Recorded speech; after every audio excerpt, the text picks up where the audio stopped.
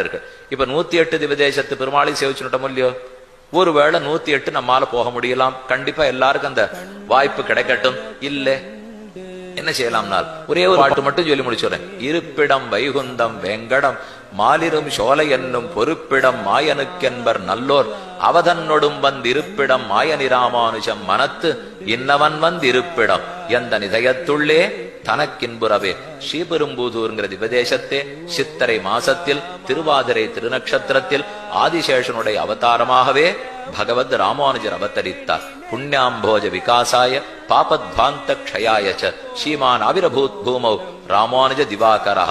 ஆதி பெருமாள் கேசவ பெருமாள் எழுந்துள்ளிருக்கிறார். க்ஷேத்திரம் பூதபுரின்னு பேர். பூதங்கணங்களாலே வழங்கப்பட்ட பெருமான் பூதபுரீசன். அங்குதான் ஸ்ரீபெரும்புதூர், அங்குதான் ராமானுஜர் அவதரித்தார். எப்போது?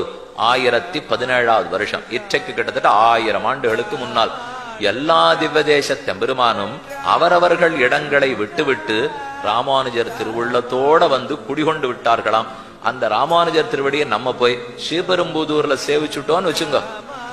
அப்போ தானே நடக்க போறது என்ன? ஸ்ரீ மாதவாங்கிரி ஜலஜத்வய நித்திய சேவா பிரேமா விலாசய பராங்குச்ச பாதபக்தம் காமாதி தோஷஹரம் ஆத்மபதாஸ்ரிதானாம் ராமானுஜம் யதிபதிம் பிரணமாமி மூர்த்தனா என் எதிராதி விம்சத்தியில ஆரம்பத்துல மணவாள மாமனிகள் சாதிக்கிறார். நம்ம காமக்ரோதம் முதல்